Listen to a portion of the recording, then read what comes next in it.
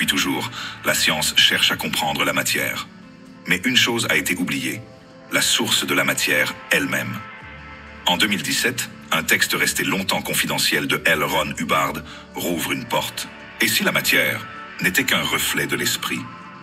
Dans le modèle standard, l'atome est formé de protons, électrons, neutrons. Jetons un coup d'œil à la manière dont un atome est structuré.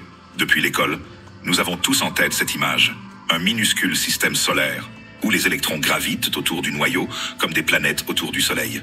Ce modèle, bien que symbolique, est encore largement utilisé pour représenter l'atome de manière intuitive. Mais en réalité, la structure d'un atome est bien plus complexe, et surtout beaucoup plus fascinante. Dans un atome, le noyau crée une sorte de boîte électrique autour de lui. Les électrons quantiques qui gravitent autour du noyau ne peuvent alors prendre que des formes précises, appelées orbitales. Les différents atomes du tableau périodique, un tableau qui répertorie tous les éléments chimiques connus, où chaque case représente un type d'atome avec son symbole, peuvent ainsi être construits en augmentant progressivement la taille du noyau et en ajoutant les électrons un par un. Au centre de chaque atome se trouve un minuscule cœur, le noyau. Il est composé de deux types de particules, les protons, qui portent une charge électrique positive, et les neutrons, qui n'ont aucune charge électrique. Ils sont neutres. Ces particules sont maintenues ensemble par une force extrêmement puissante, qu'on appelle la force forte. On peut la comparer à une colle invisible, qui lie les protons et les neutrons entre eux. Le nombre de protons dans le noyau détermine l'identité chimique de l'atome. Les neutrons, quant à eux, influencent la masse totale du noyau et contribuent à sa stabilité. Autour du noyau se déplacent à grande vitesse les électrons, de minuscules particules portant une charge négative. Ils n'ont presque pas de masse par rapport au noyau, mais ils occupent un grand volume. Les électrons évoluent dans des zones qu'on appelle orbitales ou niveaux d'énergie, formant ce qu'on appelle parfois le nuage électronique. La manière dont les électrons sont organisés autour du noyau détermine l'interaction de l'atome avec les autres atomes. Mais ici, Hubbard revoit tout.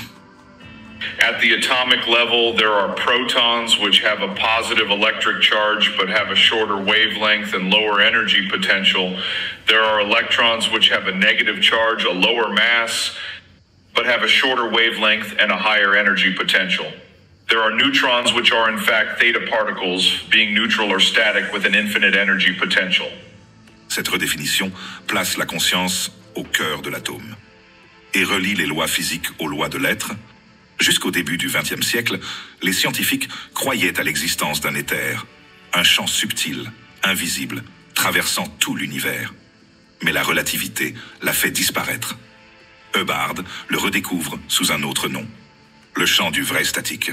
Un potentiel infini, non mesurable, mais créateur de toutes choses. La science ne sait toujours pas pourquoi la fission nucléaire libère autant d'énergie. Selon Hubbard, c'est parce que les particules θ implosent et explose lors de la rupture d'un atome. Le vrai statique, bien qu'immobile, sans masse ni onde, est infiniment puissant. C'est lui qui tient ensemble la matière, ou qui la dissout. En 1952, Hubbard entre en contact direct avec cette fréquence. Il pense avoir atteint la longueur d'onde du statique lui-même. Mais les effets sont puissants. Trop puissants. Certains sont physiquement dommageables.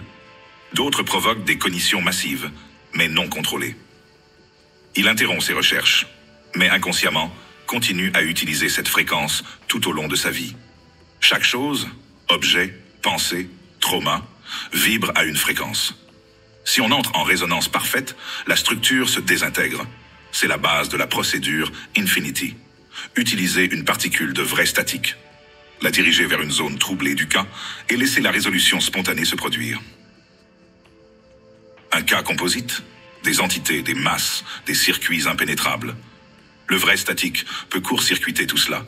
C'est l'undercut le plus profond jamais créé. Une technologie qui agit en amont de tout mental, au niveau même de l'univers subatomique. Avec Atomique Revisité, L. Ron Hubbard pose les fondations de l'unification ultime. Dianetics, Scientology, la physique et le tétan, tous convergent dans une seule particule, le vrai statique. Ce n'est plus de la théorie, c'est la prochaine étape du pont.